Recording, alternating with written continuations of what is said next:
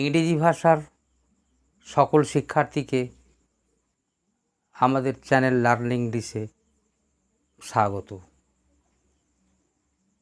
Today's lesson, how a noun clause can be used in a complex sentence. A noun and a noun clause can be used in a sentence in the same way. একটা noun clause একটা বাক্যের মধ্যে একইভাবে ব্যবহার করা যেতে পারে। Let us follow some examples given here. আমরা জানি সিম্পল সেন্টেন্সে নাউন বা নাউন ফ্রেজ ব্যবহার করা হয়, কমপ্লেক্স সেন্টেন্সে নাউন ক্লজ ব্যবহার করা হয়। আই নো হিজ নেম, এটা একটা সাবজেক্ট এবং প্রেডিকেট সমন্বিত একটা সিম্পল সেন্টেন্স। আর I know what his name is, এটা একটা complex sentence consisting of two clauses, principal clause and noun clause. এটা একটা জটিল বাক্য, প্রিন্সিপাল ক্লজ এবং নাউন ক্লজ মিলে একটা কমপ্লেক্স সেন্টেন্স।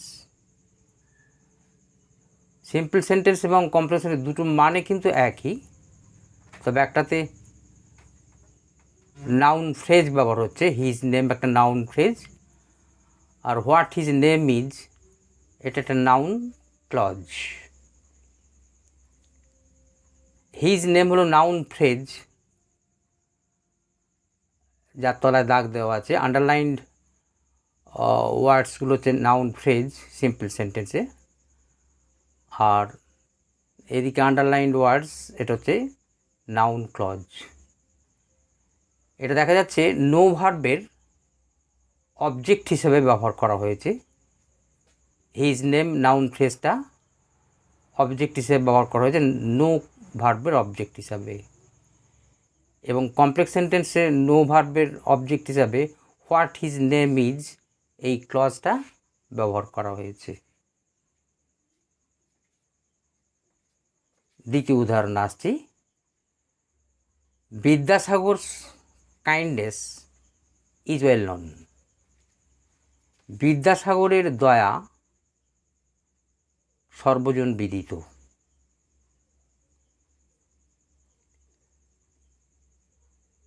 ইজ ভার্বের সাবজেক্ট হিসাবে বিদ্যাসাগরস কাইন্ডনেস এই নাউন ফ্রেজটা ব্যবহার করা হয়েছে।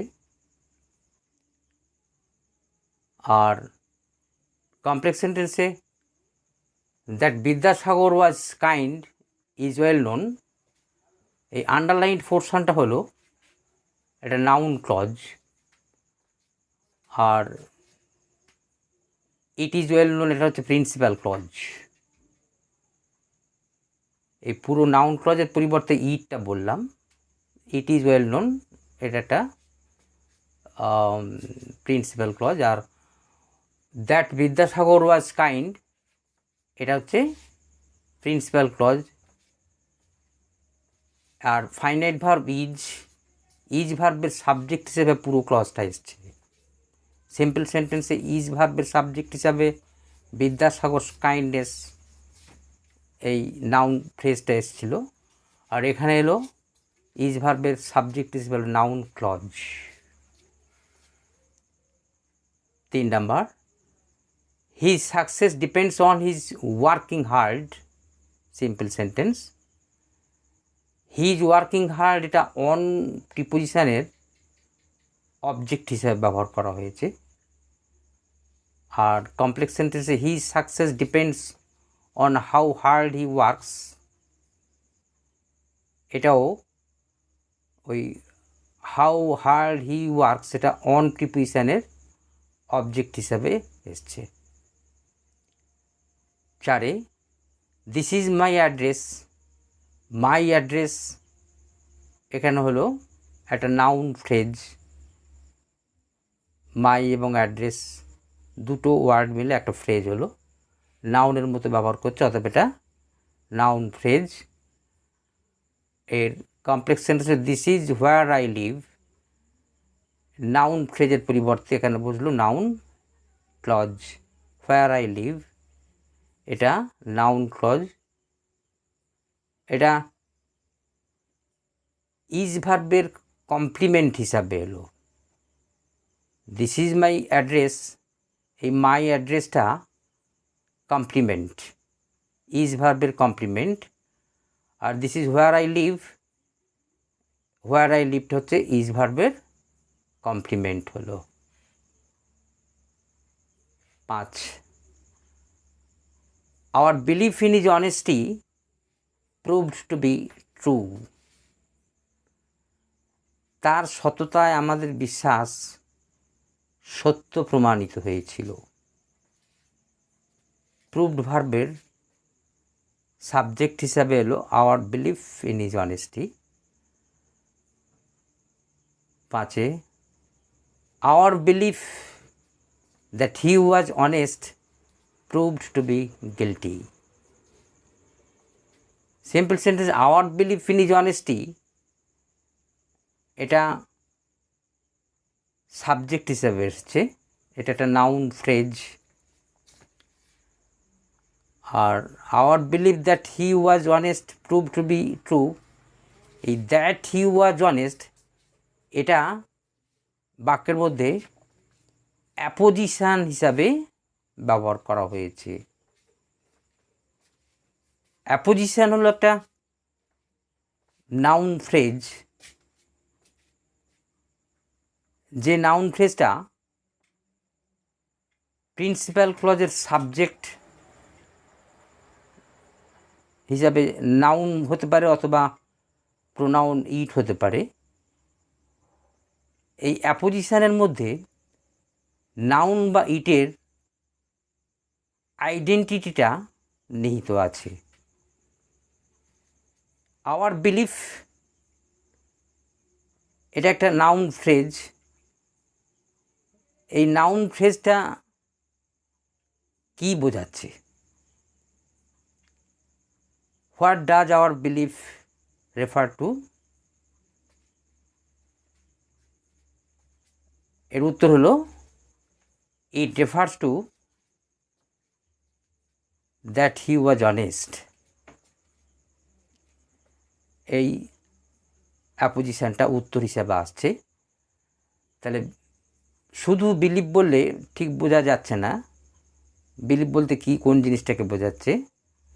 বিলিভ হচ্ছে দ্যাট হি ওয়াজ অনেস্ট, এই পরিচয়টা কার পরিচয়? না, বিলিফের পরিচয়। এটাই হচ্ছে apposition. An apposition is a noun clause bearing the identity of a noun or pronoun it,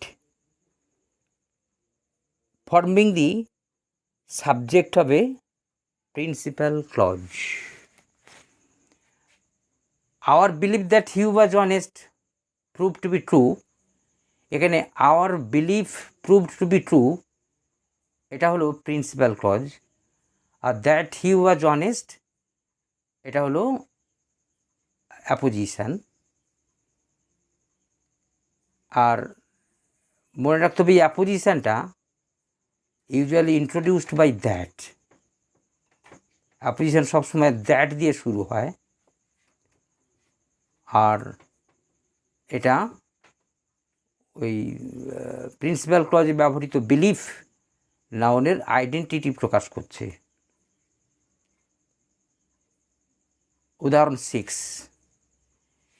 he appears to be guilty, তাকে দোষী মনে হয়।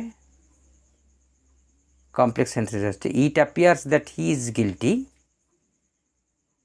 দ্যাট হি ইজ গিল্টি এখানে অ্যাপোজিশন হিসাবে ব্যবহার করা হয়েছে। ইট এই প্রোনাউনের পরিচয় দিচ্ছে। What does it refer to? Answer is that he is guilty. তাহলে ইটের পরিচয় বহন করছে কে, that he is guilty, that he is guilty, এটাই হচ্ছে অ্যাপোজিশন। এটা একটা নাউন ক্লজ, কারণ এর একটা সাবজেক্ট আছে, একটা ফাইনাইট ভার্ব আছে, অতএব এটা একটা ক্লজ। আর এই ক্লজটা ইটের পরিচয়কে বহন করছে, তাই এটা অ্যাপোজিশন। এই হলো একটা নাউন আর নাউন ক্লজ কতভাবে ব্যবহার করা যায় সেটা দেখানো হলো 6টা উদাহরণের মাধ্যমে। এবার আমরা কমপ্লেক্স সেন্টেন্সের দিকে একটু তাকাই। I know what his name is, এই what his name is know ভার্বের অবজেক্ট হিসেবে ব্যবহার করা হয়েছে। তারপরে উদাহরণ 2, that Vidyasagar was kind is well known, অর্থাৎ বিদ্যাসাগর যে দয়ালু ছিলেন সেটা সুবিদিত। তাহলে দ্যাট বিদ্যাসাগর ওয়াজ কাইন্ড, এটা ইজ এই বি ভার্বের সাবজেক্ট হিসাবে ব্যবহার করা হয়েছে।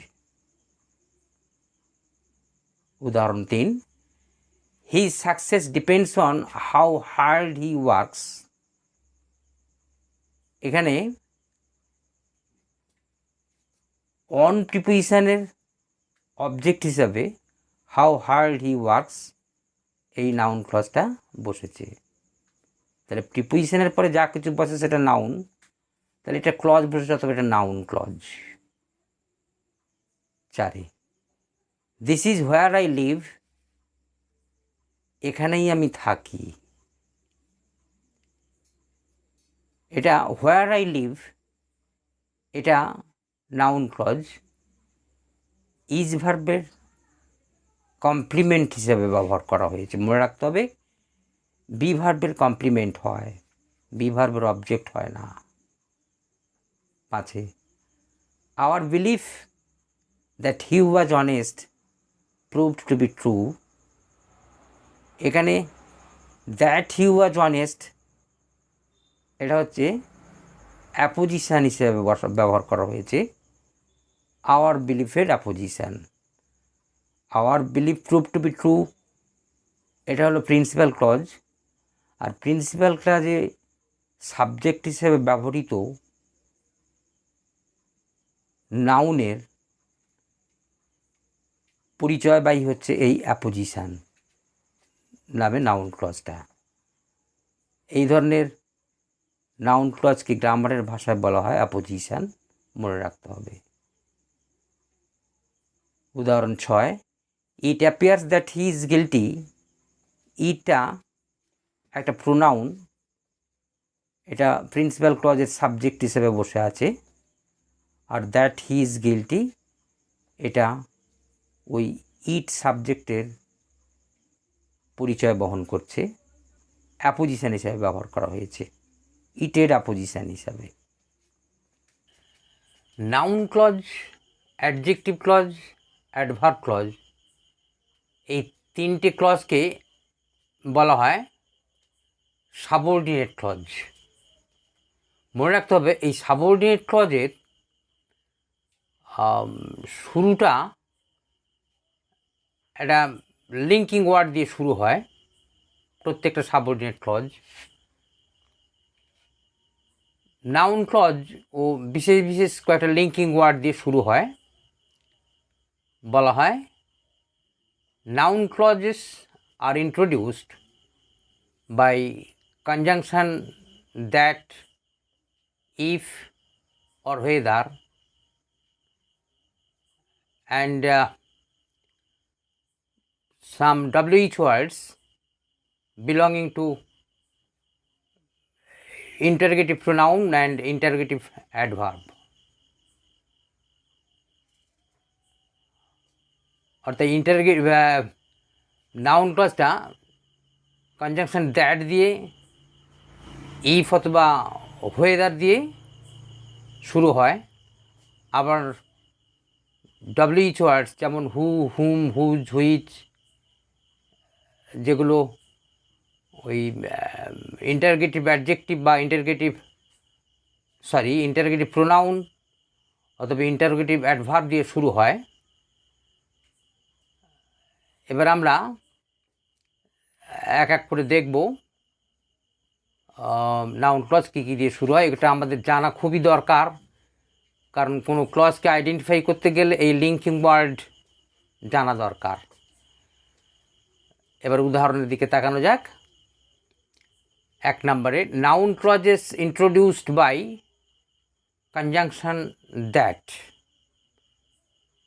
এই দ্যাটটা যে অর্থে ব্যবহার করা হয়। উদাহরণে, that the earth moves round the sun is known to all.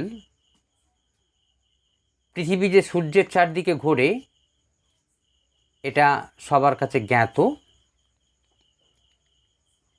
এই that the earth moves round the sun, যার তলায় দাগ দেওয়া আছে, এটাই হচ্ছে নাউন ক্লজ দ্যাট দিয়ে শুরু হয়েছে। I suggested to my friends that we should go to Puri. That we should go to Puri, এর তলায় দাগ দেওয়া আছে, এটা নাউন ক্লজ। এটা ওই সাজেস্টেড ভার্বের অবজেক্ট হিসাবে এটা একটা নাউন ক্লজ হয়েছে। His appeal was that we should all help him. এই that we should all help him, এটা হচ্ছে একটা নাউন ক্লজ। ওয়াজ এই বি ভার্বের কমপ্লিমেন্ট হিসাবে ব্যবহার হয়েছে, তাহলে এটা দ্যাট দিয়ে শুরু হয়েছে। এবারে D, the boys exclaimed with joy that they had won the match. এই that they had won the match, এটা নাউন ক্লজ দ্যাট দিয়ে শুরু হয়েছে। Example E, the rumor that he has become a minister is not true. অর্থাৎ সে যে মন্ত্রী হয়েছে এই গুজবটা সত্য নয়। এখানে এটা ব্যাখ্যা করা প্রয়োজন। The rumour is not true, এটা হচ্ছে একটা প্রিন্সিপাল ক্লজ। আর that he has become a minister, এটা হচ্ছে সাবঅর্ডিনেট নাউন ক্লজ, দ্যাট দিয়ে শুরু হয়েছে। এটা ওই প্রিন্সিপাল ক্লজের সাবজেক্ট রিউমারের পরিচয় জ্ঞাপক একটা ক্লজ। এই ধরনের এই পরিচয় দেওয়ার প্রক্রিয়াকে বলা হয় অ্যাপোজিশন। এটা ক্লজটা রিউমারের অ্যাপোজিশন হিসেবে ব্যবহার করা হয়েছে, সেখানে এটা একটা নাউন ক্লজ দ্যাট দিয়ে শুরু হয়েছে। এবারে 2 নম্বরে, introduced by conjunction if for whether. অর্থাৎ যে সকল নাউন ক্লজ ইফ অথবা ওয়েদার দিয়ে শুরু হয় সেগুলোর একটা তালিকা দেওয়া হয়েছে। এই ইফ অর ওয়েদার আমরা ইফ ব্যবহার করতে পারি অথবা ওয়েদার ব্যবহার করতে পারি, দুটোর অর্থই কিন্তু কি না। The host asked me if I would take tea. এখানে হস্ট মিনস গৃহকর্তা। গৃহকর্তা আমাকে জিজ্ঞাসা করেছিলেন আমি চা খাবো কি না। ইফ দিয়ে এই নাউন ক্লজটা হয়েছে, এটা আস্ক ভার্বের অবজেক্ট হিসেবে ব্যবহার করা হয়েছে। বিটা, she asked me whether I had left for school. সে আমাকে জিজ্ঞাসা করেছিল আমি স্কুলের উদ্দেশ্যে রওনা দিয়েছি কি না। Whether I had left for school, এটা নাউন ক্লজ আস্ক ভার্বের অবজেক্ট হিসেবে বসেছে। C, the boss asked me if I could speak German.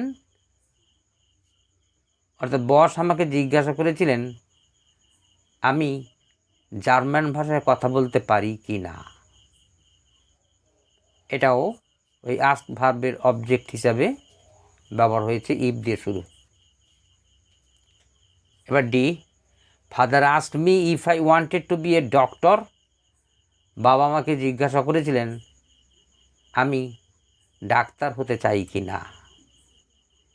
এটা ওই আস্ক ভার্বের অবজেক্ট হিসাবে ওই ইফ ক্লজটা শুরু হয়েছে। E, the doctor asked me whether I had taken all the medicines. ডাক্তার আমাকে জিজ্ঞাসা করেছিলেন আমি সকল মেডিসিনগুলো খেয়েছি কি না। এটা ওই আস্ক ভার্বের অবজেক্ট হিসেবে পুরো নাউন ক্লজটা হয়েছে, whether I had taken all the medicines, এটাই নাউন ক্লজ, হোয়েদার দিয়ে শুরু হয়েছে। 3 নম্বরে, introduced by WH words like who, whom, whose, what, which, how, they, etc. belong to interrogative pronoun or interrogative adverb. অর্থাৎ এই WH words who, whom, whose, which, where যেগুলো interrogative pronoun এবং interrogative অ্যাডভার্বের পর্যায়ে পড়ে, সেগুলো দিয়েও নাউন ক্লজ ইন্ট্রোডিউসড হয়, শুরু হয়। সেগুলোর একটা তালিকা দেওয়া হলো। I do not know who the man is. Who the man is এটাই সাবঅর্ডিনেট নাউন ক্লজ। এটা ওই ডু নট নো এই ভার্বের অবজেক্ট হিসেবে বসেছে। B, the gatekeeper asked whom I want. Sorry, ভুল পড়লাম। The gatekeeper asks whom I want, অর্থাৎ দারোয়ান জিজ্ঞাসা করেন আমি কাকে চাই। C, I do not know whose book it is. আমি জানি না এ বইটা কার। এই হুজ বুক ইট ইজ এটাই নো ভার্বের অবজেক্ট হিসাবে বসেছে, তাহলে হুজ দিয়ে শুরু। এবারে ডিটা, I know where he lives. আমি জানি কোথায় সে বাস করে, নো ভার্বের অবজেক্ট হিসাবে বসেছে, হোয়ার ক্লজ, হোয়ার দিয়ে শুরু হয়েছে। What can be cured must be endured. যেটা প্রতিকার করা যায় না সেটা অবশ্যই সহ্য করতে হয়। হোয়াট ক্যান বি কিওর্ড এটাই নাউন ক্লজ, হোয়াট দিয়ে শুরু হয়েছে। এটা বাক্যের সাবজেক্ট হিসাবে বসেছে, আর যেহেতু সাবজেক্ট মাত্রই নাউন হয় অতএব এটা noun clause. Why he said so is a mystery. কেন সে এরূপ বলেছিল সেটা এখন রহস্য, একটা রহস্য। এই হোয়াই হি সেড সো এটাই নাউন ক্লজ, ইজ ভার্বের সাবজেক্ট হিসাবে বসেছে। G, when he will go is not known. সে কখন যাবে জানা নেই। তাহলে হোয়েন হি উইল গো এটাই হচ্ছে নাউন ক্লজ, হোয়েন দিয়ে শুরু হয়েছে, আর এটা ইজ ভার্বের সাবজেক্ট হিসেবে বসেছে, তাই এটা নাউন ক্লজ। একটা জিনিস লক্ষণীয়, এই যে WH ওয়ার্ডগুলো বললাম, WH ওয়ার্ড দিয়ে শুরু হওয়া নাউন ক্লজগুলো, এই WH ওয়ার্ডের বাংলাগুলো সবসময় ক দিয়ে হয়। নাউন ক্লজে ক দিয়ে হয়, যেমন হু মানে কে বা কারা, হুজ মানে কার বা কাদের, হুম মানে কাকে বা কাহাদিককে। এরকম দেখা যাবে সব WH ওয়ার্ডগুলো ক দিয়ে হয়, এটা নাউন ক্লজে। কিন্তু এই কথাগুলো আবার অ্যাডজেক্টিভ ক্লজে ব্যবহার হয়, তখন ওর বাংলাগুলো সব অন্তস্থ জ দিয়ে হয়। তখন হু মানে যে বা যারা, হুম মানে যাকে বা যাদেরকে, হুজ মানে যার বা যাদের, আর হোয়াই মানে নাউন ক্লজে কেন হয়, কিন্তু অ্যাডজেক্টিভ ক্লজে হয় যে জন্য। যাই হোক, এটা ওই অ্যাডজেক্টিভ ক্লজ যখন হবে তখন আরও বিস্তারিতভাবে বলা যাবে। Now let us join each of the following pairs of sentences using nominal clause. নিচের জোড়া বাক্যগুলোকে নমিনাল ক্লজ বা নাউন ক্লজ ব্যবহার করে জয়েন করা যাক। First example, he will not desert me, I believe this. এটা একটা পেয়ার অফ সেন্টেন্সেস। আনসার হচ্ছে I believe that he will not desert me. এটা একটা নমিনাল ক্লজ হলো, মানে নাউন ক্লজ হলো। I believe that he will not desert me, that he will not desert me, এটাই হলো নমিনাল ক্লজ। কারণ হলো এই পুরো ক্লজটা বিলিভ ভার্বের, প্রিন্সিপাল ক্লজের বিলিভ ভার্বের অবজেক্ট হিসেবে ব্যবহার করা হয়েছে। আর আমরা জানি অবজেক্ট মাত্রেই নাউন হয়, অতএব পুরো ক্লজটাই নাউন ক্লজ হলো। Second pair of sentences, he had made a serious mistake. সে একটা গুরুতর ভুল করেছিল। হি কনফেসড ইট, সে এটা স্বীকার করেছিল। Answer, he confessed that he had made a serious mistake. সে স্বীকার করেছিল যে সে একটা গুরুতর ভুল করেছিল। এটাও ওই দুটো ক্লজ, হি কনফেসড প্রিন্সিপাল ক্লজ, আর that he had made a serious mistake এটা হচ্ছে সাবঅর্ডিনেট নাউন ক্লজ। এটা নাউন ক্লজ হয়েছে কারণ এটা কনফেসড ভার্বের, প্রিন্সিপাল ক্লজের ভার্ব কনফেসড ভার্বের অবজেক্ট হিসেবে ব্যবহার করা হয়েছে। ওই পূর্ববর্তী নিয়মই প্রযোজ্য।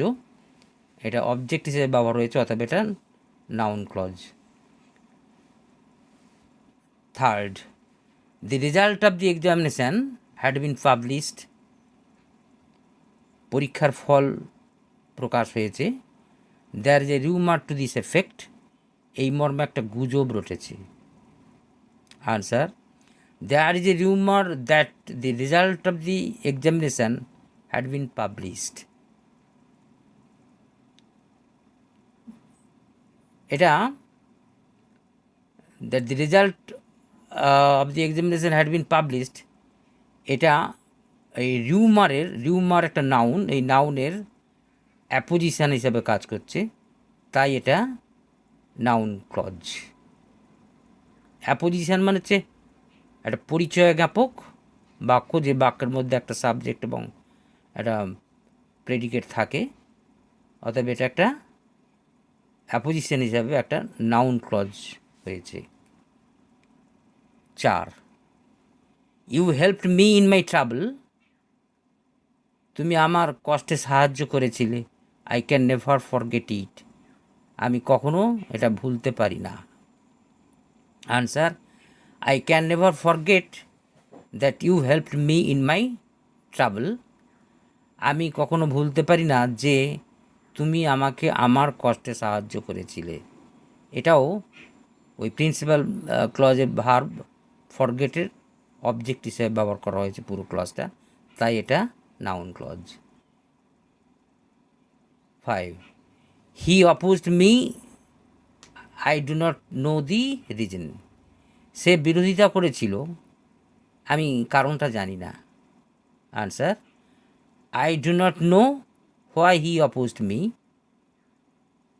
আমি জানি না কেন সে আমার বিরোধিতা করেছিল।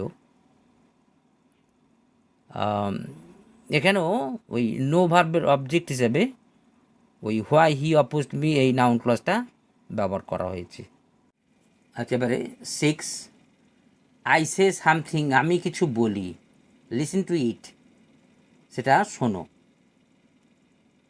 Answer, listen to what I say, এটা লিসেন টু এটা হচ্ছে principal clause, what I say এটা subordinate noun clause. Noun clause হওয়ার কারণ হচ্ছে এটা প্রিন্সিপাল ক্লজের যে লিসেনের পরে যে টুটা বসে আছে ওটা একটা প্রিপোজিশন, ওই প্রিপোজিশনের অবজেক্ট হিসাবে পুরো ক্লজটা বসেছে, তাই এটা নাউন ক্লজ। আমরা জানি ফাইনাইট ভার্বের অবজেক্ট ছাড়া প্রিপোজিশনের অবজেক্ট হয়, তাই এটা এই টু প্রিপোজিশনের অবজেক্ট হিসাবে বসেছে এই ক্লজটা, তাই এটা noun clause. 7, virtue trumps in the end, অর্থাৎ শেষ পর্যন্ত গুণেরই জয় হয়। The fact is known to all, ব্যাপারটা সবার কাছে জ্ঞাত। Answer, the fact is known to all that virtue trumps in the end, অর্থাৎ ঘটনাটা সকলের কাছে জ্ঞাত যে শেষ পর্যন্ত গুণেরই জয় হয়। That virtue trumps in the and, এটাই হচ্ছে নাউন ক্লজ। নাউন ক্লজ হিসেবে কারণ হিসেবে বলা যায় যে পুরো ওই নাউন ক্লজটা প্রিন্সিপাল ক্লজের সাবজেক্ট, প্রিন্সিপাল ক্লজের যে ইজ ভার্বটা আছে ওই ইজ ভার্বের কমপ্লিমেন্ট হিসাবে ব্যবহার করা হয়েছে, তাই এটা নাউন ক্লজ। মনে রাখতে হবে বি ভার্বের পরবর্তী ক্লজ, বি ভার্বের পরবর্তী ক্লজ কমপ্লিমেন্ট হিসাবে ব্যবহার করা হয়, তাই এটা noun clause. 8, where is the bus stop, ask someone. Answer, ask someone where the bus stop is, কাউকে জিজ্ঞাসা করো বাস স্টপটি কোথায়। তাহলে হোয়ার দি বাস স্টপ ইজ এটা ওই আস্ক ভার্বের অবজেক্ট হিসেবে ব্যবহার করা হয়েছে, তাই এটা noun clause. 9, Mrs Indira Gandhi was a great political leader. Mrs Indira Gandhi একটা বড় মাপের রাজনৈতিক নেত্রী। The fact must be admitted, ব্যাপারটা অবশ্যই স্বীকার করতে হবে। Answer, the fact must be admitted that Mrs Indira Gandhi was a great political leader, ঘটনাটা অবশ্যই স্বীকার্য যে মিসেস ইন্দিরা গান্ধী একজন বড় রাজনৈতিক নেতা। এখানে that Mrs Indira Gandhi was a great political leader, এটা ওই মাস্ট বি অ্যাডমিটেড এই ভার্বের অবজেক্ট হিসেবে বসেছে, তাই এটা noun clause. 10, who wrote Gitanjali, can you tell me that. Gitanjali কে লিখেছিলেন আমাকে সেটা বলতে পারো। Answer, can you tell me who wrote Gitanjali. তাহলে হু রোট গীতাঞ্জলি এটাই প্রিন্সিপাল ক্লজে টেল ভার্বের অবজেক্ট হিসেবে বসেছে, তাই এটা noun clause. The Rajdhani Express will reach Howrah at a certain time. Rajdhani Express হাওড়াতে একটা নির্দিষ্ট সময়ে পৌঁছাবে। I do not know the time, আমি সময়টা জানি না। Answer, I do not know when the Rajdhani Express will reach Howrah, আমি জানি না রাজধানী এক্সপ্রেস কখন হাওড়াতে পৌঁছাবে। এখানে when the Rajdhani Express will reach Howrah এটা একটা নাউন ক্লজ, এটা প্রিন্সিপাল ক্লজের ভার্ব ওই ডু নট নো এর অবজেক্ট হিসেবে বসেছে, তাই এটা noun clause. 12. Certain thing cannot be cured.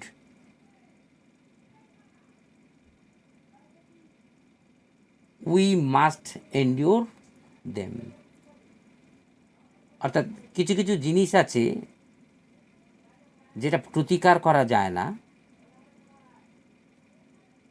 We must endure them, সেগুলোকে আমাদের অবশ্যই সহ্য করতে হবে। What can not be cured must be endured. এখানে what can not be cured এটাই হচ্ছে নাউন ক্লজ, আর ইট মাস্ট বি এন্ডিওর্ড এটা হচ্ছে প্রিন্সিপাল ক্লজ। এই what can not be cured এটা ওই মাস্ট বি এন্ডিওর্ড এই ভার্বের সাবজেক্ট হিসেবে বসেছে। আর যে কোনো প্রিন্সিপাল ক্লজের সাবজেক্ট মাত্রেই যেহেতু নাউন হয়, তাহলে এটাও একটা নাউন ক্লজ। এই প্রথম বুঝি ওই সাবজেক্ট হিসেবে কোনো নাউন ক্লজ ব্যবহার করা হলো, অতএব এটা বিশেষভাবে মার্ক করা দরকার। 13. Did you get the first prize? তুমি কি প্রথম পুরস্কার পেয়েছিলে? I do not believe it. আমি এটা বিশ্বাস করি না। Answer, I do not believe that you got the first prize. আমি বিশ্বাস করি না যে তুমি প্রথম পুরস্কার পেয়েছিলে। এখানে that you got the first prize এটাই নাউন ক্লজ, এটা প্রিন্সিপাল ক্লজের ভার্ব বিলিভের অবজেক্ট হিসেবে বসেছে, তাই এটা noun clause. 14. Jadu is the culprit. Jadu হলো অপরাধী। ইট ইজ কোয়াইট এভিডেন্ট, এটা খুবই সত্য, খুবই সত্য বলে প্রতীয়মান। Answer, it is quite evident that Jadu is the culprit. তাহলে এটা খুবই স্পষ্ট যে যদুই হলো অপরাধী। এখানে that Jadu is the culprit এটা প্রিন্সিপাল ক্লজের ভার্ব ইজ, একটা বি ভার্ব, অতএব এটা কমপ্লিমেন্ট হিসাবে ব্যবহার হয়েছে এই ক্লজটা, কারণ বি ভার্বের কমপ্লিমেন্টই হয়, অবজেক্ট নয়। 15. You say something. তুমি কিছু বলো। There is no meaning in it. এর মধ্যে কোনো অর্থ নেই। Answer, there is no meaning in what you say. এখানে নাউন ক্লজটা হলো হোয়াট ইউ সে। এটা নাউন ক্লজ হওয়ার কারণ হচ্ছে ইন প্রিপোজিশনের অবজেক্ট হিসেবে ব্যবহার করা হয়েছে, আর প্রিপোজিশনের পরে যা কিছু পায় সেটা যেহেতু নাউন হয়, অতএব এই পুরো ক্লজটা মানে হোয়াট ইউ সে, এই পুরো ক্লজটা একটা নাউন ক্লজ। এবারে আমরা দেখব একটা সিম্পল সেন্টেন্সকে কিভাবে নাউন ক্লজ ব্যবহার করে একটা কমপ্লেক্স সেন্টেন্সে আনা যায়। Let us rewrite each of the following simple sentences using a nominal clause. First simple sentence, I don't know his name. Complex sentence করলে হয় I do not know what his name is. এটা একটা complex sentence হলো noun clause সহযোগে। এখানে noun ক্লজটি হলো what his name is. ওই ডু নট নো ভার্বের অবজেক্ট হিসেবে পুরো ক্লজটা হয়েছে, তাই এটা noun clause. Second simple sentence, I don't know the time of his departure. আমি তার চলে যাবার সময়টা জানি না, একটা সিম্পল সেন্টেন্স। কমপ্লেক্স সেন্টেন্স হচ্ছে I do not know when he departed, আমি জানি না কখন সে চলে গিয়েছিল। এটা ওই ডু নট নো ভার্বের অবজেক্ট হিসেবে বসেছে এই নাউন ক্লজটা, হোয়েন হি ডিপার্টেড, সে কারণে এটা নাউন ক্লজ। নাউন ক্লজ সহযোগী একটা কমপ্লেক্স সেন্টেন্স হলো। Third, I believe that man to be honest, ওই লোকটাকে আমি সৎ বলে বিশ্বাস করি। কমপ্লেক্স সেন্টেন্স হচ্ছে I believe that the man is honest, আমি বিশ্বাস করি যে লোকটা হয় সৎ। বিলিভ ভার্বের অবজেক্ট হিসাবে that the man is honest এই নাউন ক্লজটা হয়েছে, তাই এটা noun clause. Fourth, he is known to be a dutiful officer, তিনি একজন কর্তব্যপরায়ণ অফিসার বলে পরিচিত। Answer, it is known that he is a dutiful officer. এটা একটা নাউন ক্লজ সহযোগে একটা কমপ্লেক্স সেন্টেন্স হলো, that he is a dutiful officer. এটা ওই নো ভার্বের অবজেক্ট হিসাবে বসেছে, তাই এটা একটা noun clause. Fifth, the patient is sure to recover soon, রোগীটি নিশ্চিত আরোগ্য লাভ করবে। Answer, the patient is sure that he will recover soon. That he will recover soon এটাই হচ্ছে নাউন ক্লজ। এটা শিওর এই অ্যাডজেক্টিভের কমপ্লিমেন্ট হিসাবে বসছে। মনে রাখতে হবে বি ভার্বের যেমন কমপ্লিমেন্ট হয়, এটা অ্যাডজেক্টিভেরও কমপ্লিমেন্ট হয়, তাই হয়েছে এখানে শিওর। এই অর্থটাকে, শিওর মানে নিশ্চিত, এই অর্থটার পূর্ণতা দিচ্ছে ওই ক্লজটা, that he will recover soon, তাই এটা ওই কমপ্লিমেন্ট হিসাবে ব্যবহার করা হয়েছে, অ্যাডজেক্টিভের কমপ্লিমেন্ট এটা। Sixth, his death is a rumour. Answer, there is a rumour that he is dead, একটা গুজব রটেছে যে তিনি মৃত। এটাও ওই কমপ্লিমেন্ট হিসাবে বসেছে, ইজ ভার্বের কমপ্লিমেন্ট হিসাবে বসেছে, তাই এটা একটা noun clause. 7, he success depends on his labour, তার সাফল্য নির্ভর করে তার পরিশ্রমের উপরে। He success depends on how much he labours, তার সাফল্য নির্ভর করে কতটা পরিমাণ পরিশ্রম করে তার উপরে। পুরো ক্লজটা অন প্রিপোজিশনের অবজেক্ট হিসাবে বসেছে, তাই এটা noun clause. 8, I can not tell his requirement, আমি তার কি প্রয়োজন বলতে পারছি না, আমি তার প্রয়োজনটা বলতে পারছি না। আনসার হবে I can not tell what he requires.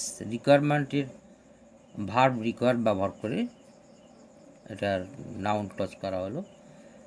আমি বলতে পারছি না সে কী প্রয়োজন বোধ করে, হোয়াট হি রিকোয়ার্স। এটা এই ক্যান নট টেল এই ভার্বের অবজেক্ট হিসাবে পুরো ক্লজটা এসছে, তাই এটা noun clause. Example 9, unfortunately he was absent from the meeting, দুর্ভাগ্যবশত তিনি সভাতে অনুপস্থিত ছিলেন।